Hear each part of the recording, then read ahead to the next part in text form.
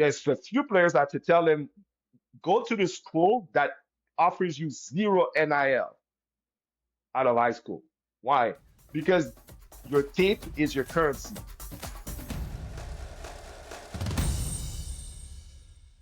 Welcome to Double Major, the newest Canadian college football show. I'm your host, Alex McComb. My guest today is well known in the Quebec football universe and runs Uncharted Talents Sports, a scouting operation dedicated to placing young Canadian football players in top high school and college programs across North America. Emmanuel Cazeau-Wagnac is with me today. Emmanuel, thanks for joining me. Thank you for hosting, Alex. Really an honor to be on your show. Really great red show. So looking forward to contributing and watching your next episodes. I appreciate it. Before we get into it, for people who don't know you too well yet, how do you introduce yourself these days? Scout, mentor, coach, connector. How do you define what you do in the football world? I'd like to introduce myself as your favorite recruiting, your favorite football recruiting coach. So I know it's wordy, but hear me out. A lot of times it's easy for people to think that I'm an agent because I do a lot of connecting, liaison, things like that. But the reality is that at the same time, I'm trying to present players, but I also have to put myself in the shoes of the onlooking coaches that I'm helping to recruit as if I were part of their staff and ask myself concrete question, what makes it that this is the ideal candidate? Should the schooling be good and whatnot in terms of the film, in terms of the tools, things like that. So I have to put my scouting hat on, which I'll talk to you about my background in it. So that's why I say I'm your favorite football recruiting coach. Now let's go back to the start. What are your first memories of football? Uh, First time I played football with the Soul Youth organization. Shout out to the Hornets. My first game with against the Greenfield Park Packers. So the funny story was habitually games are usually played either on Fridays or mostly on Saturdays. Remember vividly my first ever game at Parc Jean Mance was on halt because I think there was some scheduling conflict. The Jean Mance is really used in the Mont-Royal sector near where the Alouettes play actually, okay, at the McGill Stadium. So there's a lot of soccer that was at the time, or I think still to this day, played there. So there was a scheduling conflict where it halted the game to a point. I played my first ever game on a Wednesday night. Just to give you like the fun memory I had. So I'm like, it was great. I mean, played against a team who literally looked like the Green Bay Packers, but they were not the Green Bay Packers. It was so nice. And then afterwards, all the memories is really, especially for where I went to CEGEP. For those who maybe are not too familiar with CEGEP, well, it's kind of like our post-grad program after high school in Quebec, given that we receive our diploma after grade 11. So I went to college Edouard Montpetit. So we played against schools like Vanier College, Lennoxville, CEGEP du Vieux-Montréal.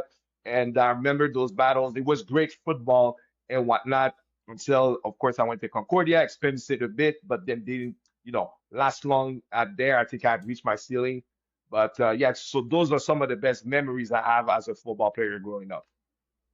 You mentioned Concordia. You end up going there in 2010. What was that chapter of your life like?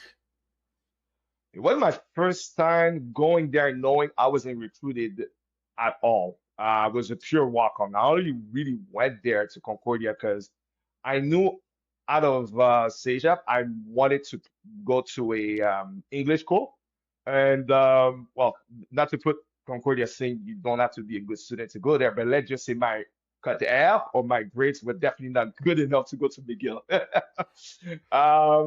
But at the same time, I did love the Concordia Stingers appeal, even if McGill would have been presented more than the McGill Redmen. And also knowing at the time the linebacker coach, Coach Luc Pellan, who when I tried out for Team Quebec was the coach, I was like, okay, at least if I go there, one of the coaches I'm familiar with. And I had two of my former teammates who were linebackers on the staff as well, and some of the guys that I played even when I was back at Sun Youth that were there. So it was kind of, I was like, familiar footing when I would go there, and then afterwards I did what I did for a few years, and then That's it. And then so the 2010 RSEQ season, that was the last year of your playing career, right? Yes, full year. So basically, afterwards, the following spring, because what ended up happening, I believe, when so I enrolled in winter 2010. So I graduated from CEGEP December 2009, and I enrolled in Concordia January 2010. At the time, the defensive coordinator, I believe, was Warren Trainee. And then after the spring, I believe he took a job at York University, and then we had a new defensive coordinator. Forgot his last name. I think it's Philip Robert Jolab. I forgot his last name, but he came from Ottawa. So I guess coming in for the fall camp, you went with what he had, but then afterwards, the next winter, that was his first winter where he could really recruit his players, and then a lot of veterans really got cut, pretty much, right? Which understandably so. And I think what I took from it is that I really appreciated feeling the business side of football for the first time because it was easy for me to take for granted that I was always going to play as much as I wanted to, but then to be in a position where you don't feel recruited. Don't get me wrong, the coaches treated me really well there and whatnot, but they also got me to open up that listen, they probably recruited XYZ guy in the same linebacker room more than you. So you take whatever they give you and don't expect more than that until they say different.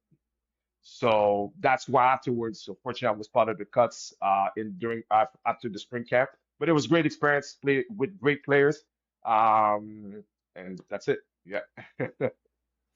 From your first time putting on shoulder pads to playing in CEGEP to Concordia, was there a coach or a teammate from those years who helped shape how you evaluate players today, even if you didn't realize it back then?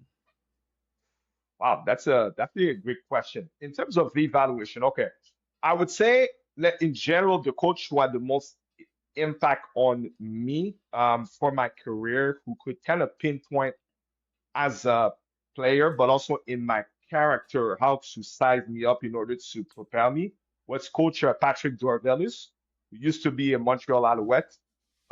Went to actually was a former NCAA player at the time, I believe, Hofstra University, were of course the NCAA D1 team, and he really helped kind of narrow down in terms of just focusing on my strengths. He loved my aggressiveness. I wasn't the most athletic guy, and I wasn't the tallest guy for the position. So of course it was easy to kind of overlook me. But he saw me for what I brought, and he would coach, really focus in coaching me through that, so that I can make a role for myself within the team until the last year and a half. CEGEP, I was a full-time starter. But before I was like, it was you could have anybody on that team, pretty much nobody would think that I would even start on my own CEGEP team at one point. So I thank God for Coach Patrick Dorvelis. Otherwise, other coaches, I would say my high. So when I played Sunny was in high school. So David Delaperal used to be my one of my bantam coaches as well as my defensive coordinator in midget. So he used to be a Kentucky Wildcat. So at Sun Youth, I don't know how much you know about the organization. It was led by Earl Delaperal, rest in peace. Um, Mostly on the football side. There was also Sir Mr. Stid, forgot his last name, but he also rest in peace. But um, so Earl would also bring me, among other players, to different youth camps when we're younger in terms of NCAA youth camps. So I did 2 years uh, at Syracuse and then 2 years at Michigan State. So that was my first time experiencing going south of the border in the university to feel what it feels. Why does American ball feel different than Canadian ball? And to understand how coaches coach, right? What's a bit the intensity, the emphasis, or the attention to detail, right? But again, at the time I was going to youth camps, of course, I never had an expectation to go there to try to be recruited. It was a youth camp. It was simply get the most out of that in order for you for the next football season and your future year playing football that you have tools to get better, right? So I would say Coach Earl really was impactful in terms of opening that um, early on that American perspective. in terms of being exposed to how it works at the youth camps. And somewhere between hanging up your own cleats and founding your business, something obviously clicked. Was there a moment where you decided backing and supporting young players' dreams was going to be your thing? It's funny you say that because when I came back, it was never that. And it's not because for the lack of heart of wanting it. It was simply, listen, after football, I got married, established a family, and I worked more in the finance field, banking, finance, and whatnot. So I did 10 years without ever being involved really in football. But what kept me in watching football was my passion for not just watching the game, but understanding what made football players go from college to pros and being drafted where they were drafted. Even from the age of 14, I would consider myself a draft nerd. I would read mock drafts because I had to find something to keep me connected to football while there was no season, right? And one of the things other than training was looking up, understanding the draft. So I've been watching the NFL draft probably since the 2003, 2004 drafts, especially the 2004 with Eli Manning, Ben Roethlisberger, Philip Rivers, Sean Taylor, rest in peace, and things like that. So in looking back, every year being consistent at why players are rated a certain way to assess their strengths and weaknesses, and then when you're like, okay, let me watch it on the field. So, and then understanding why a guy who won the Heisman would go in the NFL and be a bust or not. Or I remember Jason White, who was the quarterback at Oklahoma. That's the old school. Won the Heisman. Oklahoma was super stacked, but then he was barely a 6 or 7 round pick in the NFL. So to me, it's like if you're named the best player in your sport, it simply doesn't make sense why you're not drafted high. So that whole science in understanding the minutia, the why, the what the coaches are really looking for that works at the pro level, the physical ability per position and different things, kind of like, and then help me develop the eye for, okay, which players or which type of athletes tend to find themselves in those opportunities. So basically, even when I was in finance, I kept that. And then when I came back, I was like determined that, you know what, although it'd be good to be a coach, but I didn't want to just be amongst everybody. I kind of wanted to have a lane that I could say it's mine. And for me, it was being a scout. So right away, I would do like out of fun. If you go back to some of my posts in the past, I did it. I think it was for the 2022 NFL draft. I did a bunch of posts. I would do rankings, things just out of fun. But I would seriously, like without people watching, do scouting reports, try to understand like why would I vouch for this player versus not for that one, even though that player is maybe talked about as a top 5 pick. And then shortly after, I found a company called Sports Management Worldwide. I don't know if you've heard about it before. Yep. Yeah. With Dr. Lynn Lashbrook. So they had I believe it's a scouting course. Okay, I forgot the exact title. So our teachers like Dean Vandernaat, it was another gentleman, I forgot his name, who was a director of U.S. scouting with the Out West. Man, I forgot his name. Got a blank, and another one who used to work with the Baltimore Ravens. So I had teachers like that that would really, from their professional experience, about 10 weeks, teach us what at every position they're looking for and how to even take in consideration how it works for the salary cap and so on to say why, when let's say you're vouching for a player in a room, like a scouting or recruiting room, like what is usually something that one of the things that usually are common that works. You feel me? So once I did that, finished my course, and then I tried to find opportunities. One of my great friends in the business, Ray Maltonia, maybe you've heard of him before, of XC10 Performance. Maybe it rings a bell I or what. possibly I You, may have seen a video with him and you. Did he interview you for something? Was that the yes, same guy? yes. So Okay, he used, yeah. yes, him. Yes. So I did a bunch of interviews with him. So he's a former NCAA D1 player who went to Vieux Montréal. That's how we knew each other. Then from there with his brother Hervé, who won a Grey Cup with the Ottawa Red Blacks. Basically, he went to Alcorn State, and then they both went to Northern Colorado to finish their NCAA career. So he was basically the one who actually referred me to look at opportunities with Canada Football Chat Yep. and knock on their door with Lee Barrett and whatnot. And then from about, let's say, um, the fall of 2022 up until the fall of 2024, I was the person running the rankings for CFC for Quebec guys. So I would help them for events, kind of help them find the talents for the game from Quebec.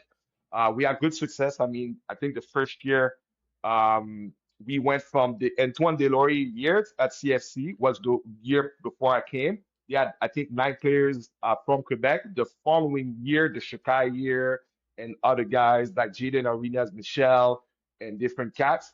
Sidney Rouleau was there, who's committed to Michigan. We had 22 guys from Quebec, and then the following year, same. So there was a growth and whatnot. So that was my door into scouting. But now I'm going to go back to Shekai. Let's just say this was my first time not really recruiting a player because I technically got recruited to what I do with Uncharted by Shekai's mom, Nesta. So long story short, her and I, we used to be colleagues in the financial field. And she was noticing I was posting a bit more about football and I kind of slowly, progressively making my way back. So she had questions for me because she had a super talented son that she didn't know what to do in terms of helping him get to the States. So she asked me, can you help me place him at a prep school? Which I'm like, I heard the terminology, but did not know at all how to maneuver that. The only thing I kind of understood was based on the fact that I was so here's the thing. Okay. When I was in finance or focusing on that, one of the things that also kept me in football was I'm gonna give you a thing that makes me a nerd. I used to still play the Xbox 360 game because I still had that NCAA 14. You know, the last ever college football game that was there before they restarted making the games up to a few years ago. Yeah, Did you play that? NCAA 14. I had that. They actually had a Ottawa Hull team that you could be in the high school part of the NCAA 14. I remember that. Oh, really? Okay, I did not know that. But that so basically, I held on to that game up until I think I was playing that game, well, up until 2022, pretty much. Because afterwards, I had no time for that. But you can ask my wife.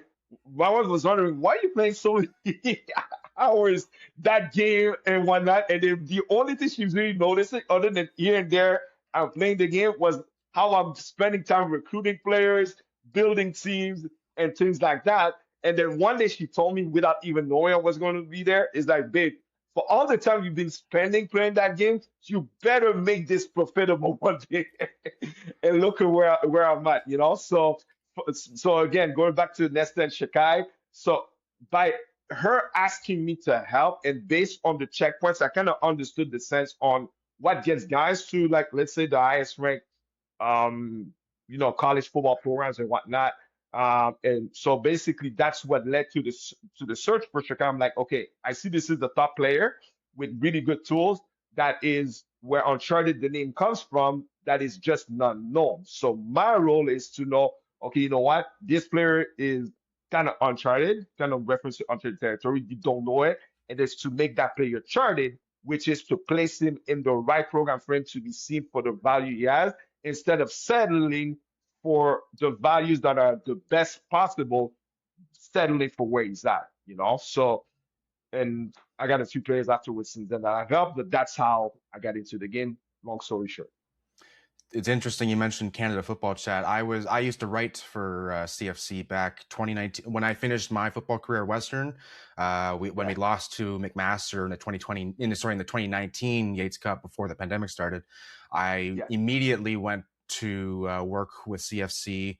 I was handling OUA and AUS and tracking who was committing to every team. So I was texting coaches and recruiting coordinators from across Ontario and the East Coast. So it was interesting that we kind of have maybe crossed paths, but we didn't even know. We didn't Uh, even know. And it's funny you mentioned CFC. Just up to recently, I remember going back to my Concordia days. I remember though when I enrolled at Concordia, at one point one of my teammates showed like a website that actually listed per team who they recruited youth sports wise, and I saw my name. Then out of the blue, I just made a random research on Google on my name, and who actually wrote that article? It was CFC. I'm like, how did I end up working for the company that actually posted that I'd committed and enrolled to Concordia all of a sudden? So that was just that was funny. But yeah, maybe we were colleagues. We didn't know because of course, we're not working out of the same province. But yeah, so that was a great bridge at CFC to help me towards one Uncharted now. So yeah, and shout out exactly. to I want to shout out because I'm wearing here. You see, it says Uncharted Flight, so it's a Oh, there we mixture go. of Uncharted and I don't know if you heard of Flight School. Yes. Uh, these are people you should definitely interview. So shout out to Coach Jamil, Coach Jean-Marc, and whatnot. Actually, both of them have their sons enrolling right now at this moment in NCAA schools. So Jaden at Mid Tennessee State, Caden at Gardner Webb. So, but yeah, so Uncharted and Flight School, like that was the first year during the camp cycle, we did something collectively where we had a 7-on-7 team that's organized and whatnot. So we called it Uncharted Flight to make a collaboration. So shout out to Flight School. So just wanted to Nice. say Yeah, that. that's very cool. Just talking about, putting resources around kids so that they can achieve their goals. Was there a specific kid or a specific family that made you realize Quebec players specifically were maybe falling through the cracks that American recruiters just couldn't see? Whew, that's a good one. American recruitancy. Okay, so I'll go with the crop of guys that I went to camps with in 2024. Okay. So that included Nate Blanc, who's going to Marshall, Paul Camden, who actually is going to Delaware State. You asked me about sorry, youth sport players. So you got Ashton Mustache, who's actually at Western, your school. Cornerback. Glenn Valentine, quarterback, who's at Concordia, former John Abbott player. And then I have a few other players like Roel Payet, who is at University Laval right now. That was probably the crop I wish I'd started doing what I do sooner so that they're D1 at least type of athletes that were just not groomed towards that intentionally. Again, our system, we understand it. It is made for us to make sure that our university programs and local programs are healthy. I'm not saying they should have done whatever. What I'm just saying is that these guys had a lot of tools that if they were found younger, they definitely could have been oriented towards the opportunity that our current guys who are right away after grade 11 at the latest, transferred to prep opportunities where they could eventually be D1 guys because it was not a matter, and that was the year I realized how important to the NCAA recruiting calendar, especially, is to understand, because you have to understand, and it's kind of like a wave.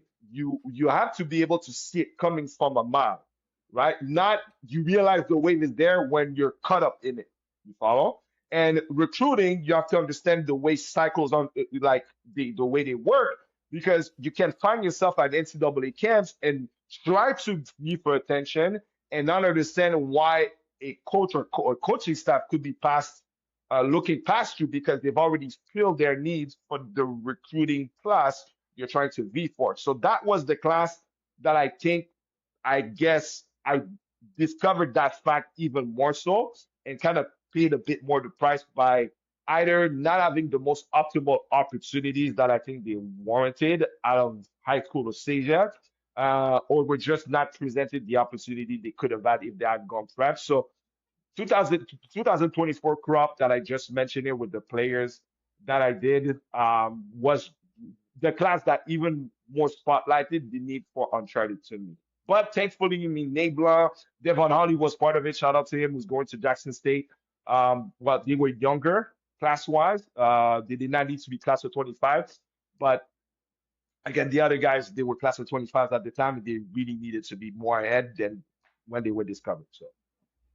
You talked earlier about some of the training that you've done for scouting and evaluating players. You've also done some training when it comes to NIL and how important that is in this era. What do most families who want to get their kids offers maybe don't realize about NIL that you find yourself talking about over and over to them? It's simply not for everyone. It's only for the top of the market, and again, it's kind of like when we're trying to explain to our current athletes that you don't necessarily need to be a 4 or 5 star to land a full ride home, but you may need to be a 4 or 5 star to get NIL out of high school. You know, and again, I'm not saying the 3 stars, some 3 stars don't get it. What I'm saying is, uh, of course, you know, it can be a race. If let's say your end goal is only NIL because you think that's the next check mark. The issue with that mindset is more so that, yes, you could seem like you're a hero by reaching it, but a lot of 4 or 5 star, there's a reason why they don't last or they don't succeed at the NCAA level because now you fall into a decision making that is based on the wrong stuff. That's not going to necessarily sustain you. It's I'm saying that just because they're offering you the most money out of high school doesn't mean it's the right situation for you. And so the things that I try to explain to family in terms of some of the players, one of the things that I kind of find myself with some of the players, I have to explain to them, okay? Do not neglect the G5s or the FCS or even the D2s because you think you have in your recruiting timeline the luxury of playing and waiting for the P4 right of high school. It no longer works like that.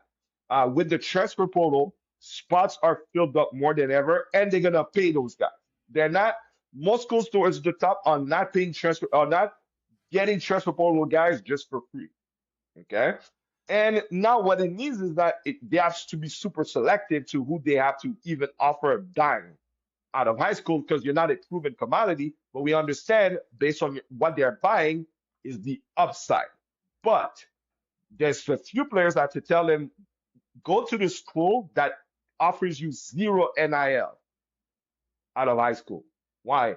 Because your tape is your currency. One of the coaches that I talked to a lot told me he's had guys, he could not offer them NIL, but understanding that these guys are there for 1 year or two, well, guess what? He's helped a few guys the next year after tape with him to get 6-figure deals and things like that. So it's kind of like the way in finance. Sometimes I have to break down to families. You know, I don't want to be too technical with financial terms, but what's the difference between keeping your money in a safe account versus a high yielding account?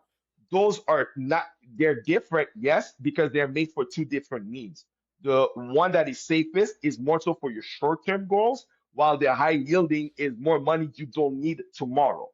So you're not going to use them the same. But of course, if everybody's honest, we all want the result of the high yielding one. So you have to know how to play the long game, not the short one. So the long game is even if I have to go to D2 to have the best film, you have now currency in the transfer portal versus you're being paid 6 figures out of high school, but you've been sitting on the bench for 1 to 2 years. Who's going to pay you when you go to the transfer portal? Nobody. That's how it works. And I mean, that's what happened with Shekai's quarterback teammate, Chambliss. He comes from D2 and then tears it up in the SEC. So that big success story for D2. Definitely a big selling point for them. Yep, for sure. Now, it's no. Yeah. Now, talking about your business specifically, Uncharted Talents Sports, walk me through what your business actually does day to day for someone who's never really worked with you before. Great question. So the way it looks day to day, I want to my goal day to day is to make sure that I've identified the best talent not known or that I don't know yet, right? Because I think the urgency we have is to say, who is the next person we need to at least be a source of knowledge and awareness and network to make sure that they're not losing opportunities for lack of knowledge. Okay. So every day I'm asking myself, who is the next person that I can help get to the next viable opportunities. If it's a CEGEP guy, great. Understanding the CEGEP to NCAA game works. Who's the next guy? Like, okay, based on what out of his film do I suggest that this is someone worth presenting, sending their tape to NCAA D1 coaches, understanding he's coming from a different school setting that he may be familiar with. Okay, especially if he comes no discrimination, but from the French sector, where one of the things is the moment you come from a different university language other than English, then they may question how you transition in studying in their facilities. All right, so that's one. Now, right now, out of high school, let's say in Quebec, that means for someone before they either are going CEGEP or prep. Well, I ask myself, how much does can I find the next Shekai, the next Brady Lunga distillery, or the next Nate Blanc that in this case was already technically prepped when I started, but had to come back because he caught himself in a situation in Florida that was not conducive to propelling him compared to what he had apprehended prior to going there.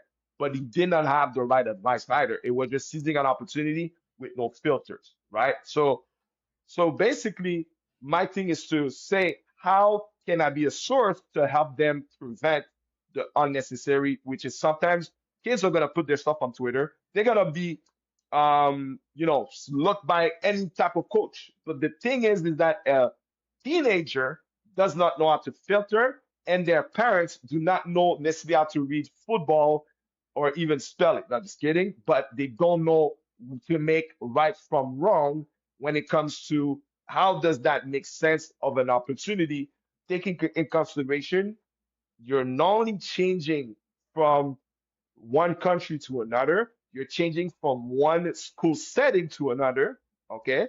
And you actually need to have something called a visa, a student visa. You have to know where they're gonna live that is secured so that now the football can be really optimized and you have to make sure the school has the resources. But sometimes parents or players on when they have no filters, all of a sudden they found themselves in the living room of someone they wish they were never.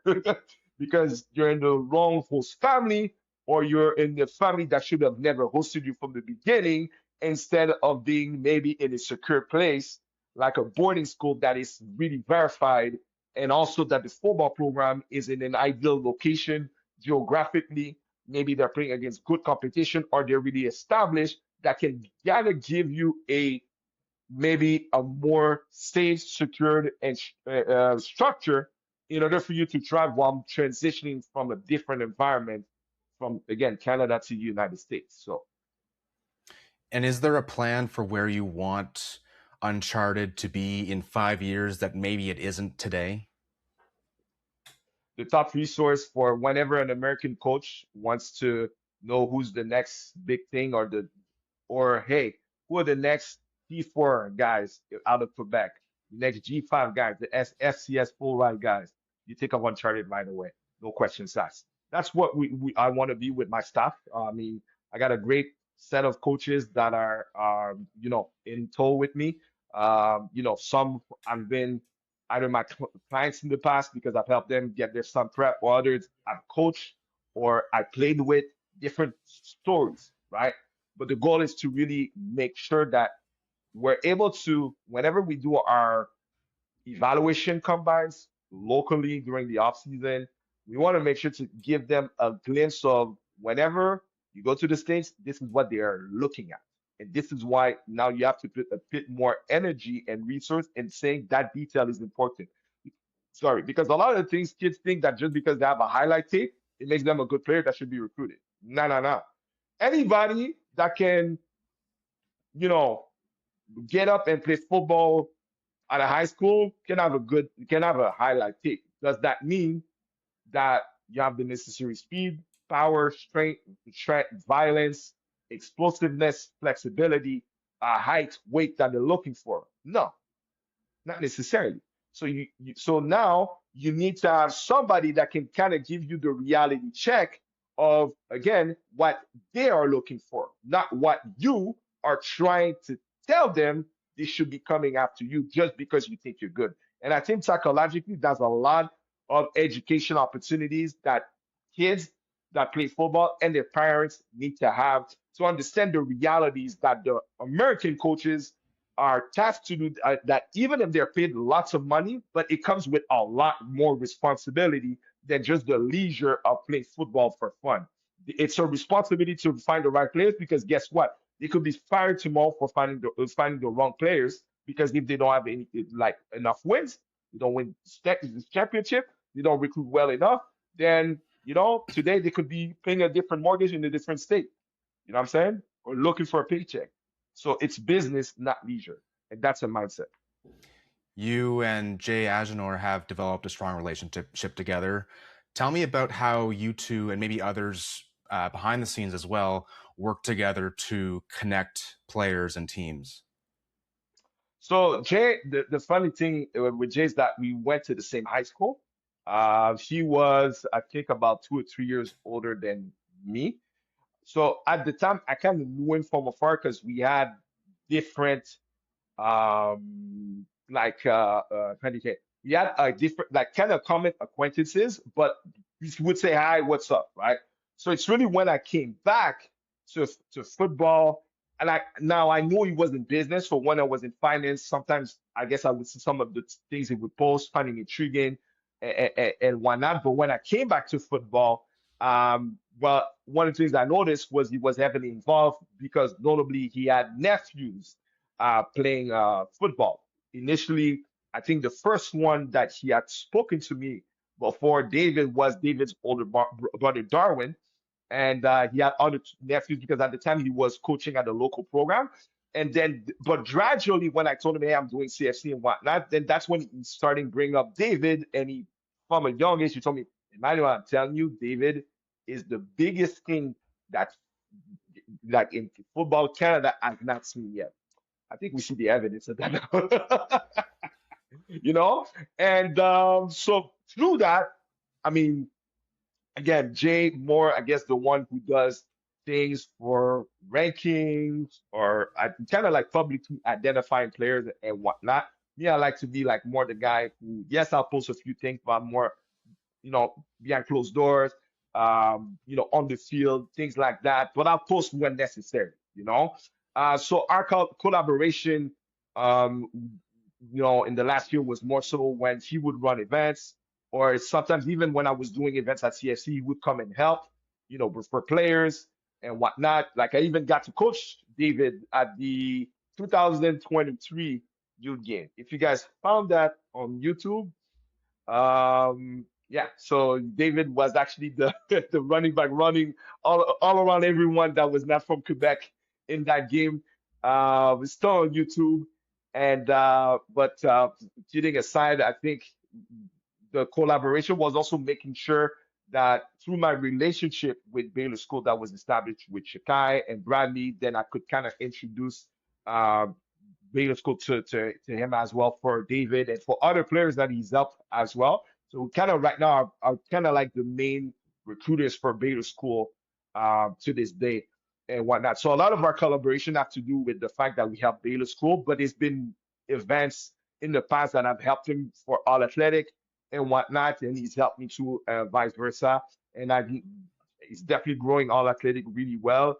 So yeah, so that's how we connected and kind of collaborated a lot. We've done some episodes together too, some segments just to that people understand the, I guess, the passion that can come from guys who maybe seem to be going through things that are not the same thing in recruiting, but are passionate for the same end result, which is making sure that our local guys who are worth it are discovered earlier than never or too late.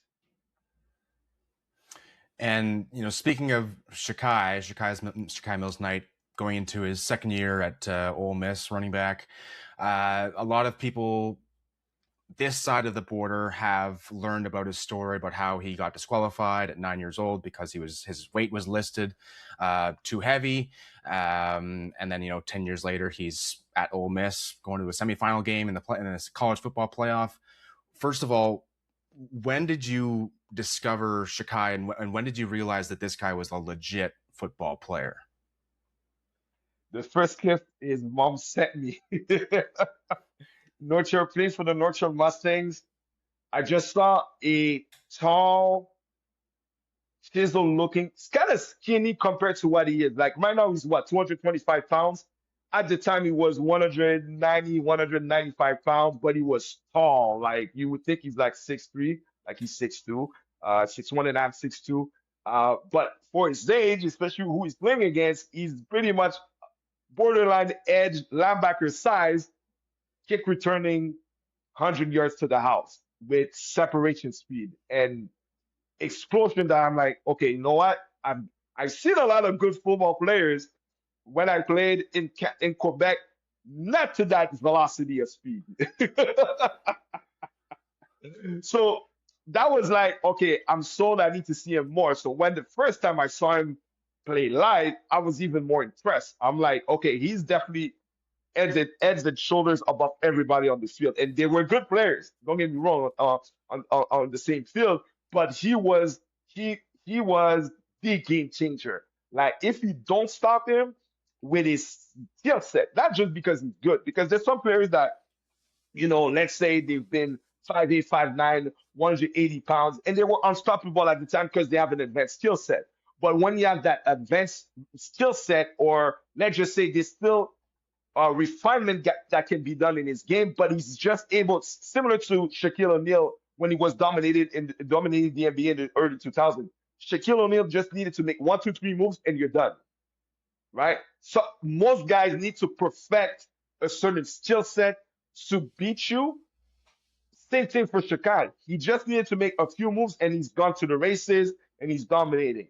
Now, fast forward, you have a kid like that, make sure he's one of the things that made me really heavily have him select Baylor School was the fact that he wasn't going to try to be the hero of said prep school in the States. Because one of the things that I've learned quickly is not there's CEGEPs who actually plays guys NCAA D1 more than a lot of high schools in the States. I have to say it.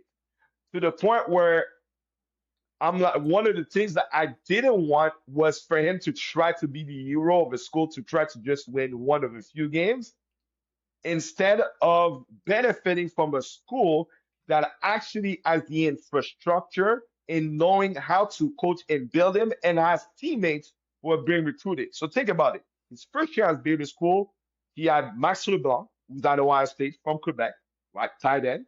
Okay. He had Amari Jefferson, who got recruited as a receiver, was Mr. Tennessee, went to Alabama. Now he's at University of Tennessee. He had the other receiver there who's at Virginia Tech. I forgot his name. And his quarterback was Whit Muschamp, who is the son of current Texas defensive coordinator Will Muschamp, who was at the time with Georgia. So for him, like, well, and the head coach is a former South Carolina Gamecock quarterback, who's a legend at South Carolina. If you look up Eric Henry, tap in on YouTube, he has a whole documentary of him being a backup quarterback. Think about it. And he's a legend, So so those elements, I'm like, well, there's already a networking event. A networking factor that helps him, provided he's developed and does his thing and doesn't screw it up, which we understand he actually blossomed even more going there. But those are the things that for me, whenever you're looking for a school, this is how you should think. You can't think just because the notion that because you're going to the States, you're gonna be seen. No, there's a lot of places that coaches don't look. And, I believe he won a provincial title with the North Shore Mustangs in 2022. Then in 2023, you help him Hmm. move him and his family to Baylor School in Chattanooga. Yeah. What did that move look like logistically, emotionally for a kid leaving Canada? Well, emotionally, I think, especially, I think he came from a family who had an urgency to make sure that they provided for him. They were not the type of family that were scared of um, letting him go. It would have been more the opposite. They would have felt it's an injustice that they didn't find an opportunity to help him go where his talent warrants. Now, again, not saying this is typical of all the families I help at Uncharted. Of course, like a lot of families that I help, when it's time to let the kid go, bawling, crying, can't let it go. But then they understand the why. And I think a lot of times, um, let's say for Shekai, because for Nesta and her family, because the why, the long term thinking was so there. It's kind of like it wasn't. They did not look for immediate gratification because they have so much faith that it can happen if they do the right thing. That for them, it was just to make sure they find the right opportunities for the actions to warrant the reward. Instead of being like, I need to have everything perfect to know, otherwise he ain't leaving. You follow? Some people, unfortunately, where they kill opportunities for their themselves and their children is because it has to be so conditional to their way of doing things. Like, for instance, and I'm not just talking about how much money parents want to pay to go to prep.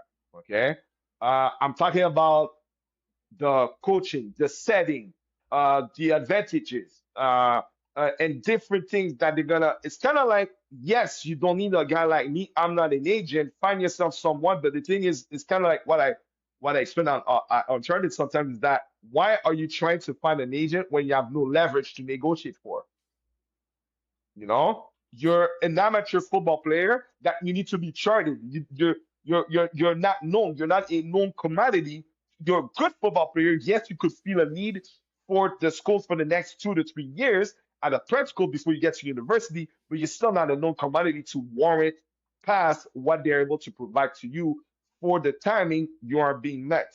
So sometimes, so long story short, I strongly believe that what helped, let's say, a Shekai and his family was the fact that they were so long term, long game driven based on the fact that they had a vision for him. And that was, and you speak to them, it was from when he was super young and whatnot. They saw it for him. And the last thing they wanted was to kind of be impeding that, if that answers your question.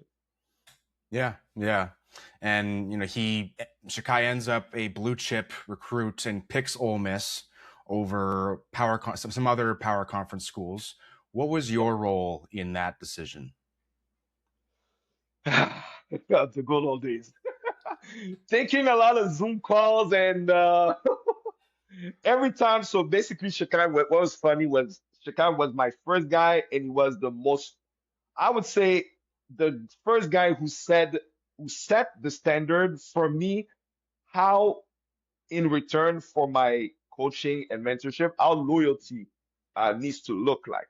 And I did not need, Shakai was one of the guys that I barely needed to tell him, whenever you get approached, you need to let me know so I can filter for you. I never had to correct him on over talking to coaches. His reflex, great, I hear you. Here's my coach's phone number, Coach Emmanuel. Speak to him if you want my attention, period. Why? Because from there, what ended up happening during his recruiting is that every time he would get recruited, coaches needed to speak with me so I can filter the opportunity and what was in it to know right from BS. You know, yeah, did you just throw out an offer or it just one amongst really a few guys and whatnot? So in my role, I did a lot of Zoom calls, this and that, Zoom call with, at the time, Miami was really recruiting him, Auburn, Michigan, um, was speaking a lot with your, no, when Oregon is one of my two favorite schools, them in Georgia. So when Oregon offered, the running back coach at the time is currently the running back coach at Ohio State, Coach Loughlin. So through that, he was heavily trying to recruit Shekai at the time at Oregon and trying to do the same thing as he was transitioning to Ohio State. So a lot of conversations with different school coaches. They're like, oh yeah, and we have a Zoom call with the whole University of Missouri staff, but that was really, and the head coach was there. So kind of like to have the feel where the first time I have to be the one, not only first time I'm speaking with NCAA aficionados coaches, but because of, I guess, my business and networking experience, be the one who's able to ask particular questions that I knew the family was not going to be able to ask, other than maybe some of the, surface basic questions. Are you going to take care of my kid if he comes to you? How much money? Like, how does school look? No, no, no. They're really the more deeper layered questions that helps understand that opportunity compared to the other one. And again, yes, at times with my role with Shekai was to understand, okay, but what is it that you need? Because if you tell me your goal is to get to the NFL, then how do you identify that, let's say in this case, or Ole Miss is a better NFL preparing opportunity over a Miami, over a Tennessee, over Alabama, and so on and so on. But at the end of the day, I understand that at the end of the day, your decision is your decision. And once you commit to that, you have to go through it. And again, I was fortunate to even go to 2 visits with him, unofficial at Michigan. That was super nice facility, stadium. Well, unfortunately, what's going on there, it's a bit sad, but hopefully they get over it. But I think they're good place with Coach Whittingham and whatnot. And then I went to his official visit at Auburn. Great facility, my gosh. The planes, the War Eagle, it's serious. It was kind of like able to be next to him and be like, okay, while he's going through it, okay, what are they telling you? What do you feel? And how does that make you feel when they say so and so? And be able to probe him and be like, ask, kind of like help him filter with a perspective that maybe he didn't have. Just like his insight helps me understand better as the coach. Maybe I have a certain mindset, but at the end of the day, I am not the player being recruited. So that's why at the end of the day, you always start empower him and helping him assume the decision that he's gonna make. But while helping him not just saying, hey, it's about the money or it's about one aspect that he's making the decision. And when Shekai gets to Ole Miss, there's another young Canadian from Quebec who takes over the star role as a running back at the Baylor school, Gabriel Georges. David is set to announce his college football commitment on Wednesday. On3's Pete Nakos has the Canadian projected as the highest paid running back recruit in history, with estimates ranging from high six figures to shy of $2 million for a guy who hasn't even started his senior season of high school yet. And at the time of this show right now, multiple outlets have David ranked as the number 2 running back in the class of 2027. But in your mind, is David the best running back in his class? He's the best player in this class. Like, okay, I'll just let me be realistic. I'm biased because I love David. And I know a lot of him, like to an extent, we're not super, super close, but I'm aware of him. But what I would say is this: I understand in recruiting, D linemen, O linemen, quarterback, they prevail. Like they're going to be the most important position to recruit. I definitely conquer that. But I don't know the other running backs. I just know whenever I see a running back able to put 400 and some 50 yards of McCallie easy peasy, and nationally ranked team in a semifinal playoff game in the state championship.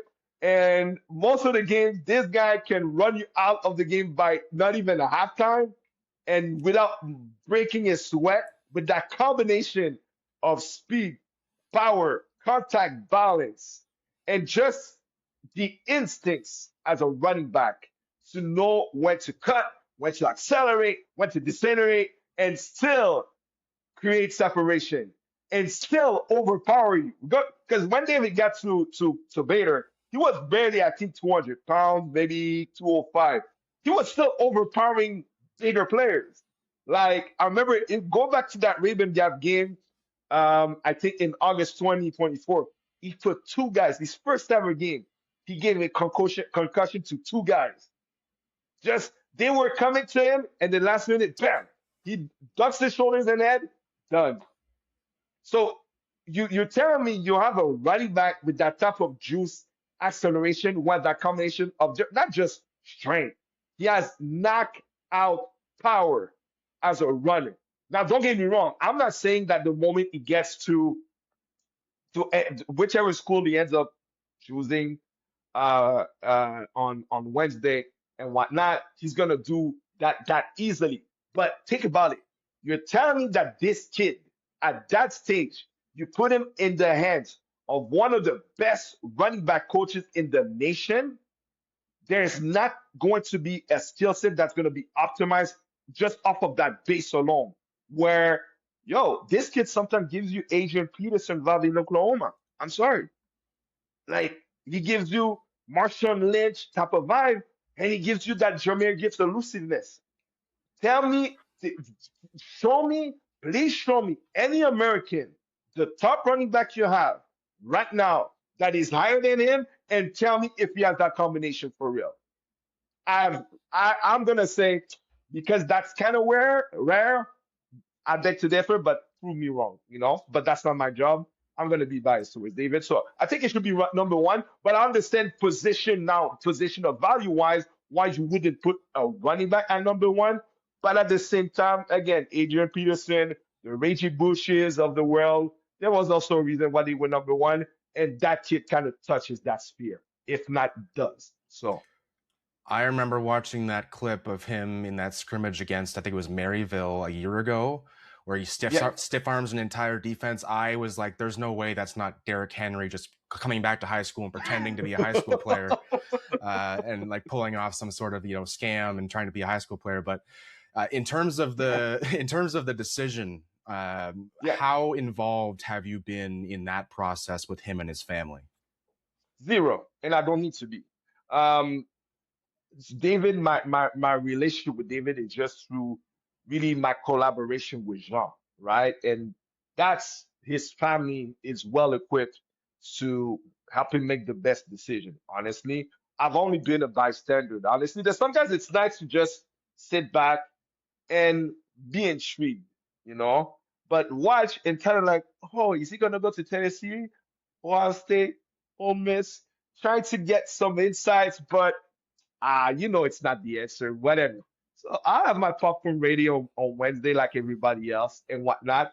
But again, I'm pretty sure it's gonna be a home run decision wherever he goes, and he has the family to make the most of it, whichever way they go. So no, I'm not involved in trying to help him figure out the best decision to make, and I'm definitely okay with that.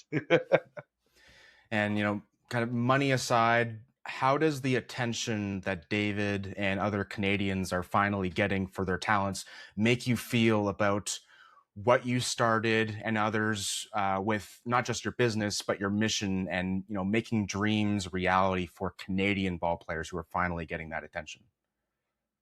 I'd say it feels great, especially me coming okay, so there was an era where for us just to tell our parents our talents has netted us a full ride scholarship, education for free. Tell that to most immigrant parents. For them, it's as if you won the lottery. You follow? Now you're not just able, like, to say we have the talent to know we're not just taking the breadcrumbs of what is left from the American pool, we actually can get the best bread and compete with some of our guys. And I won't say that we're as dense as talent wise and football development wise, like states like the Floridas of the world, the Texas, the Californias, the Georgias, the Louisianas, and whatnot. All respect to them. They're deep, they are well oiled machines. Kudos to them, right? But I do believe that once in a while, we do have the matching talent that had they, and again, hypothetical, but can be tangible. Had they been that talent, like a Shekai, just imagine Shekai and David, you know, growing up in Florida from grade 9. If out of Quebec, then transition to Tennessee, they're that good. Imagine if had they been there sooner. Or you take a guy like a Steve Bolo Mwemba, who's at Alabama, right? High school, he was playing nine-man football before CEGEP.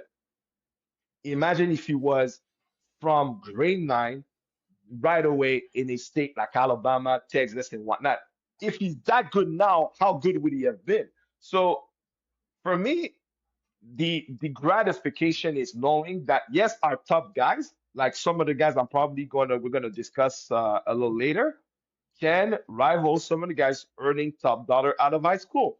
But again, understanding though the reality is that most of our guys, given the systematic reality of football compared to the state, we're not as a well-oiled machine, not in playing football, even if we're 12-man football. I'm talking about the development. Let's realize this. Whenever we send our kids to play in the state, they could be playing against a state champion track star or wrestler, right? They are being developed competitively in another sport that optimizes how much of an athlete and the tools they have to play football against you. So when a linebacker has cauliflower ears and can dip and bend in a way that he tackles you in a way you never got tackled like that in Quebec or locally, that's because of that.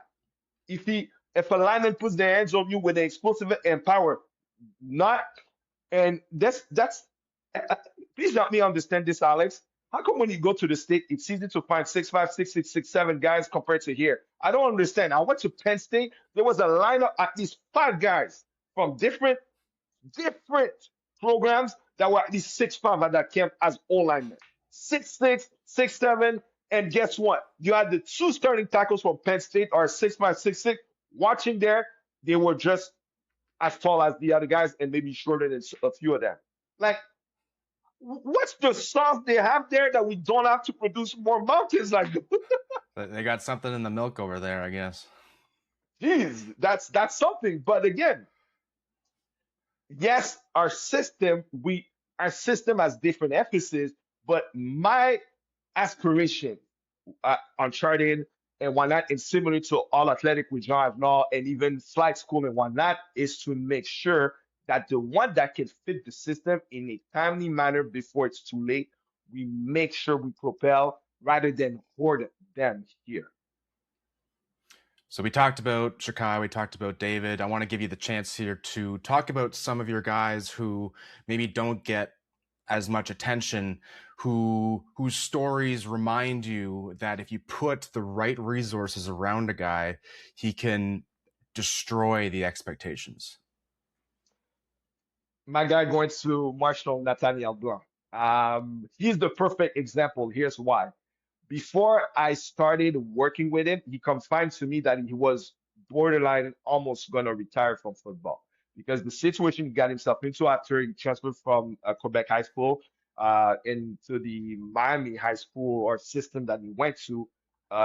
When I talk about not being, mentored to filter the opportunity and not knowing in which living room. Don't get me wrong, he had good people there, and I'm not whoever's hearing this.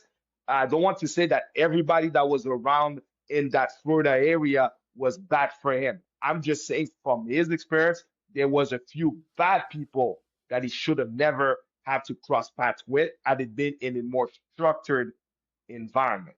Okay, and not to say that there's not I don't want to judging people. There's also bad people in prep schools, boarding schools, but I'm just saying this is from his story based on what were flags that it's someone had discernment ahead, helping him and his mom making the decision whether to go or not. That would have been something that would have prevented him from exposing himself to such things that at a young age told him potentially retire from football. The only thing I told Nate when he was talking to me like that is please, okay, say, listen, Nate, okay, I don't know you that much yet.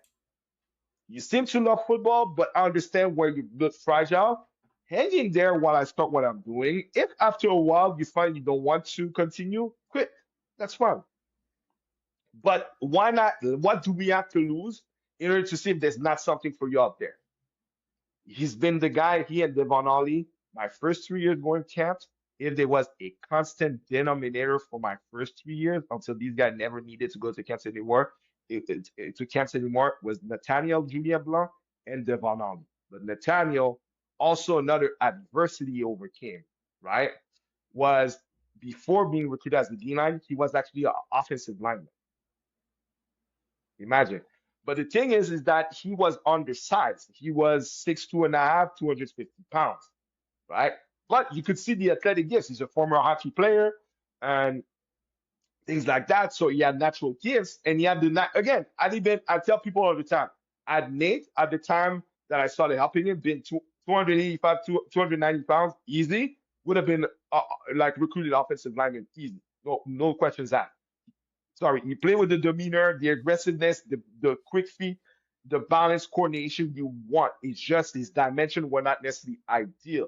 So after his first camp tour, one of the discussions we had was, Nate, I do feel you're not playing the right position. And even his CEGEP coach, who's a former Reynaldo Sages at Montreal, who's a former Michigan alum himself, playing D tackle, told him the same thing. Nate, I think you're recruiting, if you want the NCAA door, your recruiting for position is going to be on the defensive side of the ball.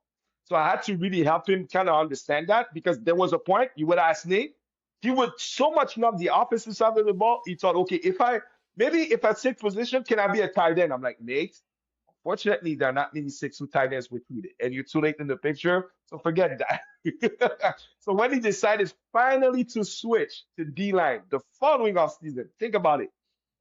In one of the videos, I showed you he got an offer. He announced me he had an offer when we're at the University of Louisville. He got an offer from the University of UTM, University of Tennessee Martin, right? Think about it. It got an offer as a D lineman without any D lineman tape.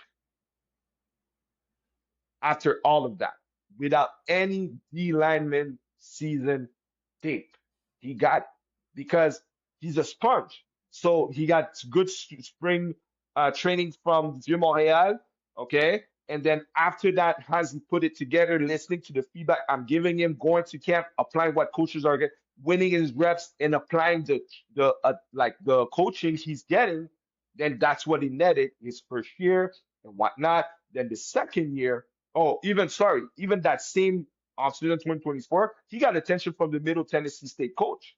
That was, okay, maybe it's a stretch to recruit him. And that's where we're like, man, imagine if he was there sooner, when he was at a prep school in Tennessee, he would have got that Mid-Tennessee State offer. But thank God the next year, we went to his free camps, went to UMass, offered, and then we went to Kent State. That's where we crossed paths with his current D-line coach at Marshall, Coach Leonard, who was the acting D-line coach at the time, and then offered him on the spot, but maintained that relationship, even though it kind of seemed murky how he could be eligible for the NCAA. Again, another setback. Because of his pathway between two school systems, that's where you have to understand. The reason you also, when listening to this, you are at fault by not applying this. Even from grade 9, you can go to the NCAA.org and open an NCAA ID account. And they give instructions on when you should actually start to send out your transcripts via your school institution. Why? Because you also need to know, when did your eligibility countdown start as academically? Because the issue with Nate's pathway is that it created such a conundrum that the NCAA, when we would write to them, they were like, we don't even know if he has barely even 1 year left, with the fact that when his clock started for high school, he did not meet the threshold. Thus, we don't know until maybe certain things happen. So that's why he started out the 2025 season, because otherwise we were potentially risking with all that back and forth that he would bring into his amateurism eligibility with the way the rules were at the time. Now we understand they're different. So, but because of that, he was able to focus on what he needed to finish in school in order to now, with that keep it on training as well, not looking left and right, or when it was tempting, hey, Nate, listen to me, put your head down, focus, finish your school. Let's make sure your NCAA eligibility stuff is all done and whatnot. Even though we had to go on visits to Kennesaw State, with no guarantees that they were still going to have a spot for him. Went to Buffalo a few times with no guarantee that they were even looking at him, but he still came because him understanding it's his duty to want to be recruited, not for coaches to have to recruit him, for him to show up. And that's something that we worked on a lot. And it's his duty to finish his schooling so that now the moment he's finished, guess what? There were coaches who were inquiring about him. Maine was heavily involved. Okay.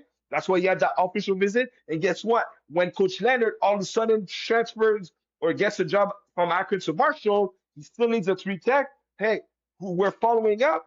Hey, he's ready. Okay, good. He's going there.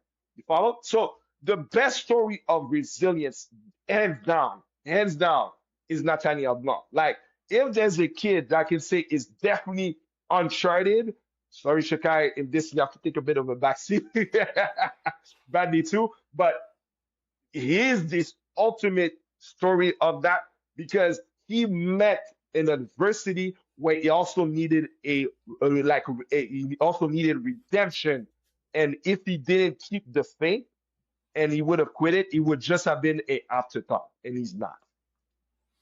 Before we move on to the last part of this conversation, I do want to go back quickly to the Baylor school, specifically the Baylor-McCallie rivalry, which is probably one of the craziest stories that most Canadians this side of the border don't know about. Baylor versus McCallie is over a century old, the Cross River rivalry, I believe it's called, dating back to 1908. And anyone who spends 5 minutes researching this Tennessee high school rivalry would find out that both teams boast a lot of Canadian talent. What makes those two programs and one of America's oldest prep rivalries such a great landing spot for Canadian players? I would say, okay, like, of course, people who know me will feel that sometimes I could be a little bit, excuse me, too biased towards the red and gray here. Um, but kudos to McCallie because I think the trend started with them. Of course, yes, there was Clearwater at the time, but I think in terms of pure boarding prep school, they started the high volume game. The first year when Shekai got to Baylor, it was reported that just in McCallie alone, they had at least 13 Quebecers, not Canadians, Quebecers on that squad. Of course, they had other Canadians probably from Ontario or whatnot, but it's just to give you an idea. So the thing that makes them ideal spot is number one, based on their track record and experience in making sure that they know how to provide hosting as for academic purposes in terms of transferring the reality of someone who probably studied in the French sector and to make it easier to transition in the English sector because in those schools, it's a limited number of students, right? You may have at most 300 students. And guess what? Sometimes, and that's in general for private schools, but I just want to kind of give you an idea on what's the reality in those types of schools. Sometimes you have classes of 15 students. Sometimes you can have a class of 5 students. Imagine now if you are a student that maybe you're talented but you struggle academically and they're giving you an opportunity, how much more personalized, can the intervention as a student can be to help you succeed and meet your NCAA eligibility requirements now? Because on the academic side, it can be so personalized, the intervention. You have mandatory study halls that are about in the evening. So think about it. In the morning, you train, films, you do film, and then you have your classes. Then after that, the afternoon, you have other, like in the off season, of course, it's more training, or in this season, it's gonna be like practice, film, whatnot. And in the evening, you got so much done, but you still have to finish strong with your studies. Study hard. So you have time now because it's mandatory to make sure you focus on what you think the things you need to catch up. And that's why you have a lot of guys track record wise that even if they struggle, and again, disclaimer, for all the guys in Quebec who are listening to this or all over Canada, this is not a right to go to prep thinking that because you failed your classes, it means Coach Emmanuel says prep will solve all of your academic problems. No, no, no. Not saying that. I'm just saying that if you are the right candidate, based on what they're looking for, and you are good enough to get in their school, it is as a student, because the schools itself, I've seen super talented guys being rejected because guess what? Don't forget that when you get into these boarding prep schools, they also have other people who do not care about the football team. All they care is the prestige of the school with the students they have at least, right? So they can't lower their standard of grades just because you're too talented or not too many times. You have to be worth your return of investment, right? So, but it doesn't mean that if, let's say, you meet the right program, they're like, you know what? We believe they can actually knock on the door of these people. The people will just make the academic admissions decision or even the financial aid decision. Listen, we strongly believe this kid with interviewing, because remember, when you apply to these schools, you have to do essays, you have to run interviews. So it's not just, hey, I can pay the school, I can attend plat, and then boom, figure it out. It's like public school, right? No, it's pretty much you have to interview to be why should they give you that spot. And then once they say yes, they can say on the premise that because they believe they are providing you, the candidate, a better opportunity from Quebec. Sorry, but you're not dealing with the French expectations in terms of studying as much. So it's strictly just English most of the time, or if not all the time, then it creates a lesser burden for the right candidate to have reasons to strive and to meet the grade requirement that you need to not, be recruited by certain schools just because you're not a good enough student. No, sorry. So just on the resources part, the way they're structured, and afterwards, the good thing is that, especially in, let's say, a state like Tennessee or even a Raven Gap in Georgia, they are, and again, I'm skipping a lot of schools, not because, but these are the two main areas where there's players right now, because they're such in great recruiting areas.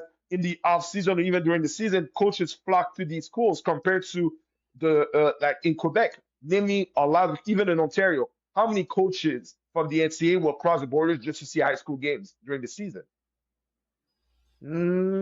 Yeah, maybe once in a blue moon, right?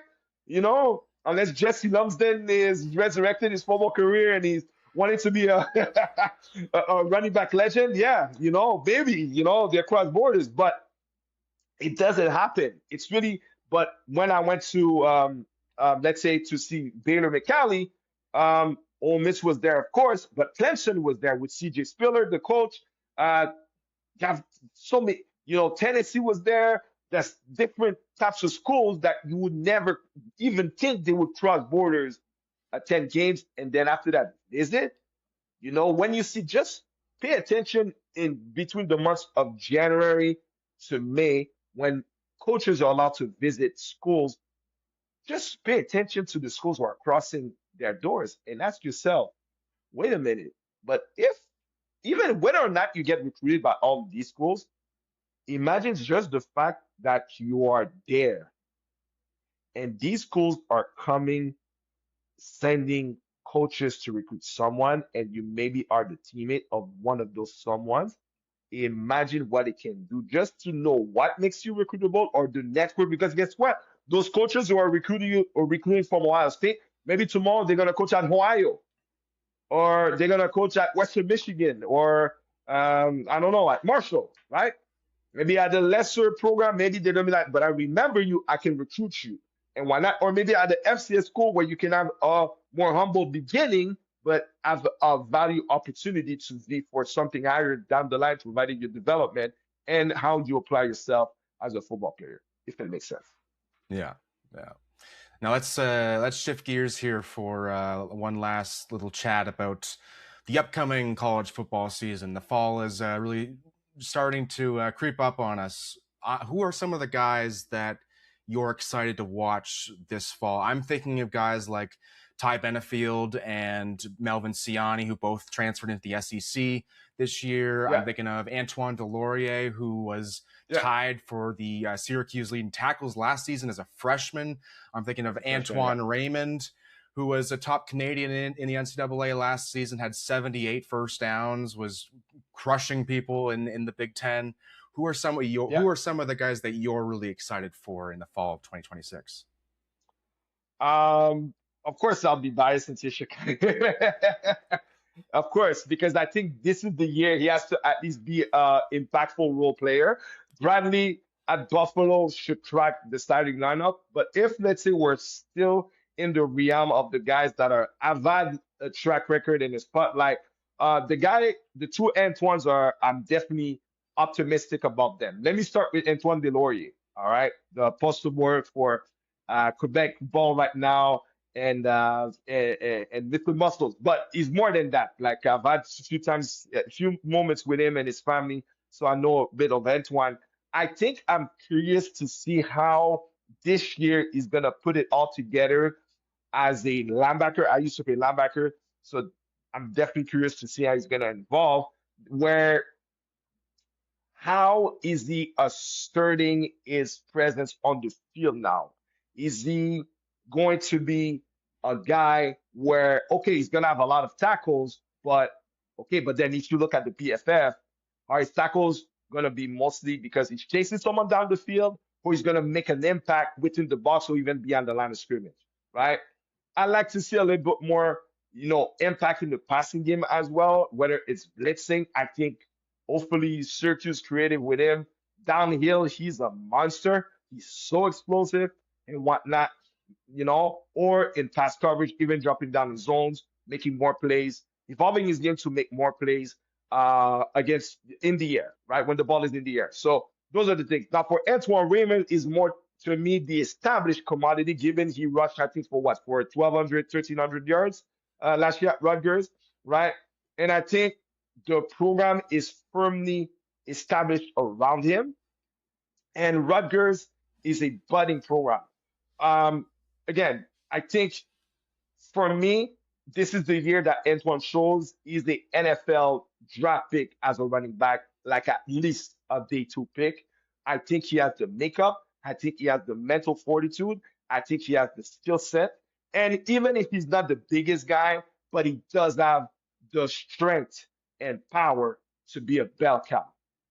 So that's Antoine. Now, Ty Benefield, I think, is the most intriguing because I do think that out of the Canadians, the safety that came from Boise State, I think he has the highest upside as an NFL draft pick. I think he projects already as the early second round to late first.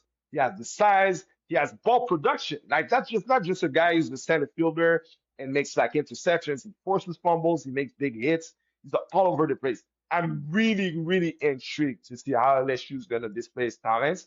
But I think he's in a great spot to display that and be a really high draft pick. Wouldn't be surprised if he ends up being a top 20 pick. I wish that upon him. That's always great when you see Canadians being paid, and being in a position to be impact players. So they set a great example for the guys that are down the pipeline for Uncharted because I got guys too that, if put in the same positions, could do that. So. And the last time I saw, I believe The Athletic had Ty projected. I mean, these are early projections, but 26th overall in the first round for 2027. One of the funny things that Ty's dad, who played in the CFL, is he commented on one of my posts about Ty last year. I believe it was a video of Ty making a huge hit on the Air Force. They had an option play, and he blew it up in the backfield and just knocked a guy out.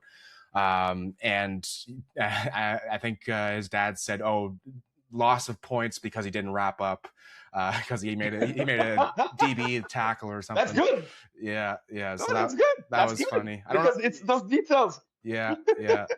And then even for Antoine Raymond, one of the interesting things that I looked into from last season was he was one of, I believe, 4 or 5 power conference running backs who had both 1,200 plus rushing yards, but also at the same time 200 plus receiving yards. So he was in an era where, you know, running backs are deemed to be of less value. He's making sure that he's getting it done in the passing game, running back. And even in his freshman year, one of my favorite clips of him, which even for me eclipses some of his rushing tape, was when he didn't have the ball in his hand when he was in pass protection. He completely stifled this one USC. I think he was a D lineman, but he was lined up as a middle linebacker for USC. I could probably find the clip somewhere. I believe he was the D line was wearing number 55 or 44. Lines up as a Mike linebacker, and then rushes the passer through the A gap. And Antoine, who didn't have a head start on him, was able to still stuff him in the gap. A guy who looked like he was like 3 inches taller than Antoine, and Antoine was able to get him. So he's not just a guy who can run the ball for you, but he can do things when he doesn't have the ball, which is what a lot of NFL scouts are looking at. So. Yeah, that's key, right? If he wants to get drafted as a running back, the pass pro, whether you're big or you're not, you want to be able to show consistently the ability to be a 3-down player. And one of the main things is to be an additional protection for your quarterback as a pass protector. And I think he definitely has a great foundation to build off of that with his current skill set, and hopefully he shows them more. So yeah. Exactly. Who's your favorite? Let me ask you a question if I can. Yeah. Who's your favorite Canadian college player of all time, and who's your current favorite college player playing right now? So, favorite player of all time, I'll be biased and say, and even though I didn't actually technically watch him, it's because he was my strength and conditioning coach when I was coming up, when I was in Ottawa and I was training. It's Pat Woodcock, when he was at Syracuse in the 90s, I believe. And he told me he ran a 4.33 40 at his pro day. And that was something that like made me really want to dial in on his training. Like, I remember during off seasons when I would come home to Ottawa and we would do single leg stops at the beginning of every training session. And if you didn't land on the foot that he said to land on, we had to restart. So he was very meticulous about his footwork and how every single position needs to have good footwork. And that's why he was able to be successful and go from Canada, Ontario, which is where my high school is, to Syracuse, and then the NFL for a bit, and then go back to the CFL. And now I believe he still has the record for longest touchdown reception in a Grey Cup when Calvillo was throwing the ball to him. So I would say he's my number one of all time. Jesse Palmer would be pretty close to that as well. Who I hope I can get on the show too at some point. But and then currently I would say, I mean, I'm usually partial to linebackers because I was also a linebacker as well for most of my career. I was a fullback at some point too, but I'll say, you know what? I'll say Antoine Raymond. I'll say him. I know we've talked about him already before, and I couldn't. What I saw in both the development that I saw from 2024, his 2024 freshman season to 2025 sophomore was.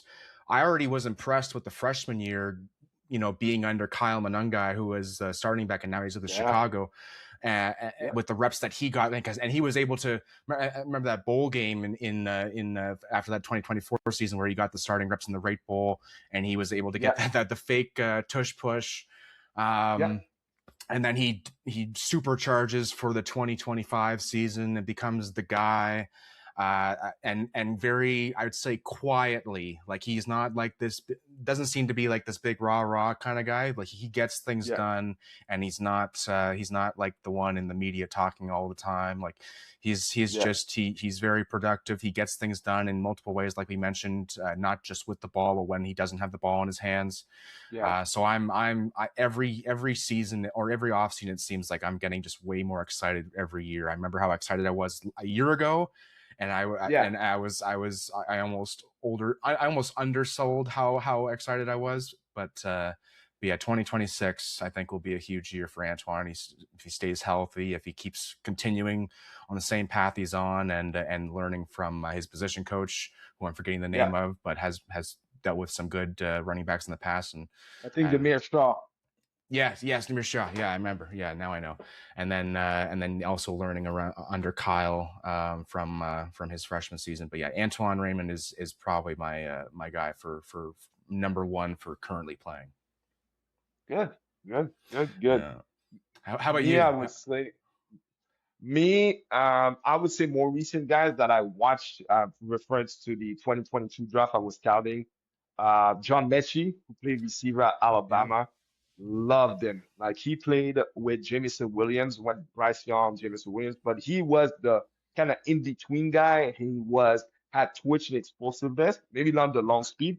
Fortunately, his career kind of derailed because of the illness he had, but he was a tough second round pick and whatnot. But he was definitely one of my favorite players. I wanted my favorite team, the Steelers. I really begged. It was either him or George Pickens, but they ended up getting George Pickens, which I was really lavish for. But John Mechie was going to be the next guy. I was like, please get him. Matthew Bergeron, when he played left tackle at Yeah. Syracuse. I'm like, wow, okay. If it, of course, if he had longer, he probably still would have been a tackle, but he's a great guard and whatnot. But you could see the nimbleness and the power and the nasty streak. That's what I really love about Bergeron was the nasty streak that carried over well for him as the guard. That of course he's the starting left guard for the Falcons right now that he carried over. So those are the two guys, and of course, I would say currently, I mean, it's easy for me to be biased again towards my guys, but yeah, Antoine Raymond, Delorier, that have been already productive. Although insight-wise, as we know, there's still guys that we understand are on the come up. But who else that is currently a another Canadian that I'm not taking? Any linemen A lot or of D linemen, a lot of Junior Poiser, Floyd Boucard. ah. Yeah, Flo Bukar, I'm super excited for him. But Steve and Ford, I'm super excited because now they're more defensive tackle types.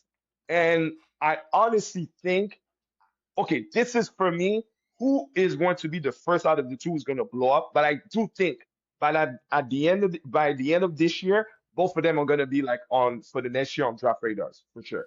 They're too explosive, powerful, and twitchy, and prototypes to not warrant that. To be honest, I'm just waiting to see which one is going to be the first.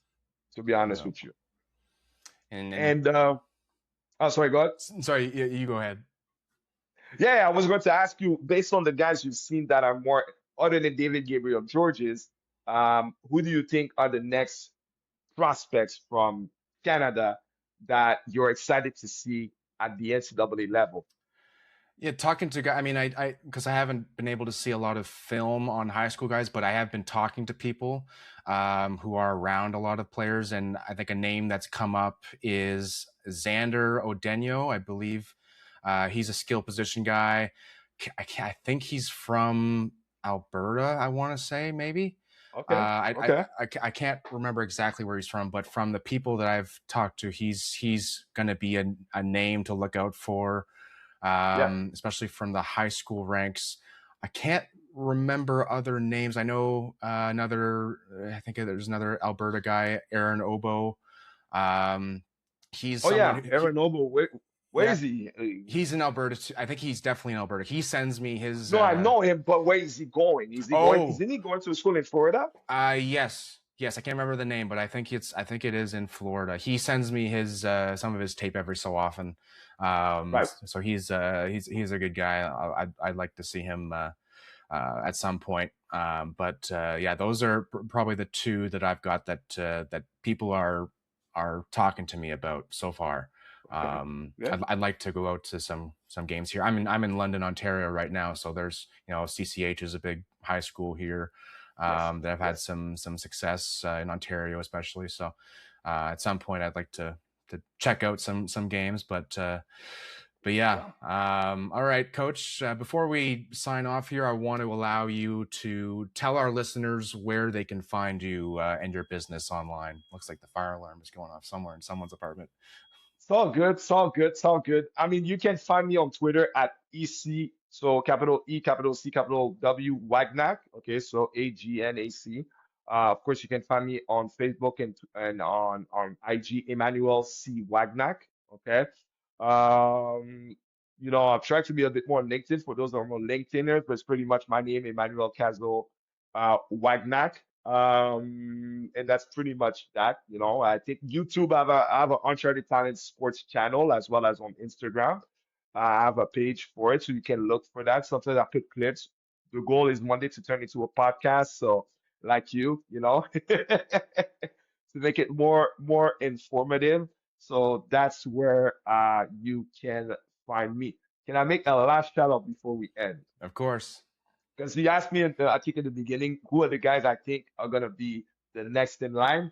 Of course, I have my guy Ensign Julian, who committed to Tulane, so that's gonna be a big name to track once he enrolls and whatnot. But I have a few guys I'm gonna mention out of my crop. So my class of 27 guys who are still fighting for their recruitment. I'm talking about Andrew Gaumont, who's running back at NFL Academy in UK, Matisse Lassard, D tackle at Tri School. So those are some of my 27s that are still fighting hard. Class of 28, I think at Uncharted is going to be our deepest ever class.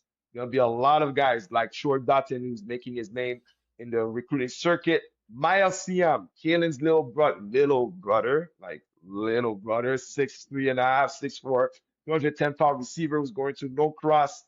Name to watch. Put on your radar for sure. You have at North Cross too, Jaden McLaren Desir, running back. Marvin Cassius. Who I coach. Marvin is a kind of edge all-ball linebacker. I was his first ever position coach in 2024 when I was coaching D-line in the City Ball and whatnot. Now I helped him get to Norcross. I got guys like Rafael Marshall, running back, Jason Dorrell, receiver, Jalen Covier, who's actually going to Baylor. That's a 2030. Helped him get to Baylor and whatnot. But yo, he's gonna be big time. I got a few other guys, man. I forget. I got so many. So many guys. Ervin Dolat, Football North, shout out. And Sean Nicholas, who I coach too, going to Football North. Got to give some love to our Canadian school, especially the only prep school in Canada who's actually playing against American schools only. I think I'm forgetting a few guys, but I will shout them out at a different topic. Oh, Royce Sylvester Kumetip, who's transitioning from running back to linebacker at Raven Gap. Maxime Sugonyako at linebacker at Baylor. Names to watch. So wanted to give those guys some love. And if I forgot you, please don't not take it personally. It just I'm getting old.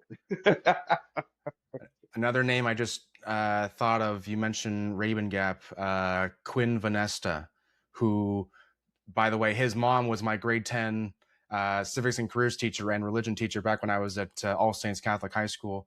Oh yeah. And I believe I remember because his older brother played sports with me on different teams in high school, and I remember seeing Quinn when he was like that tall. And what then position does he play? Linebacker. And he's Wayne Vanessa. Did he commit to a school there? Yeah, Temple, I think. Temple very recently. Okay, gotcha. Yeah. So he's good. He's a linebacker, but he's a track star. Just like his mom. Crazy thing quickly about his mom. She would tell us stories about she went to LSU for track at the same time that Shaq was there for basketball. No. They're good friends, still good friends, and she's told us stories about how Shaq used to cheat off of her psychology exams when they would take exams. Go figure. Yeah, so That's why he's so good in TV right now. yeah. So that I've heard a bunch of stories, and I never, like, she said that she would try to get him up for events and things like that. I think recently I haven't talked to her in almost 10 years because I graduated high school in 2016. I saw her the last time in 2017 when my sister graduated, and I think somewhat recently she did FaceTime with him with a class that she had. Okay. So that was pretty cool. But yeah, so that's interesting. It's a connection I've thought about over the past few years, and Nice. yeah, I was that's a pretty interesting story. But That's yeah, a pretty good. so Quinn is another name to think about in that Rabun Gap. He's the linebacker, you said, right? Linebacker, yeah, he could be, like, he could play from his frame and his size and his speed. He could transition to or nickel or safety because of how quick he is. And I don't know if a college will change him to that. Like, he could be that Seattle Seahawks, I can't remember his name, linebacker / safety, who's Emmanuel. You thought about oh yeah, Nick Emmanuel, like a nickel. Yes. So he could be like that kind of guy. Maybe not to that ceiling right now, to but that ceiling. similar kind of style from what I've seen, at least. But yeah, anyways, thank you so much, Emmanuel. A few other guys I want to shout out, if you don't mind. Yeah, of course. O'Brien Bouchard, quarterback at Blue Ridge. He's going to be joined by David Defulvio, kicker, class of 29, Antoine Tai, DB athlete, class of 29. And I have two CEGEP guys to mention that were part of my camp tour. Noah Lemry, who's DN, who's going to CNDF, the Boulder Champs, and William Arvigil, plays for Grasset at receiver. Two names to watch, CEGEP ball.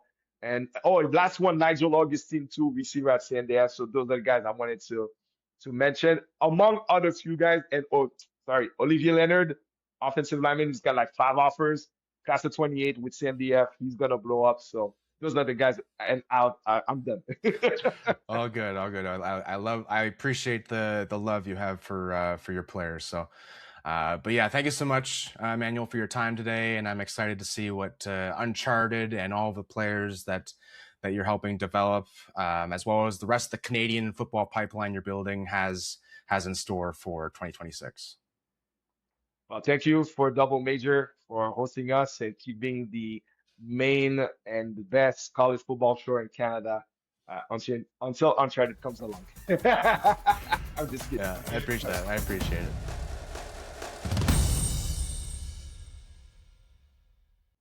If you enjoyed this episode of Double Major, make sure you're subscribed on YouTube and following on Spotify and Apple Podcasts so you don't miss out on the people and stories behind Canadian college football.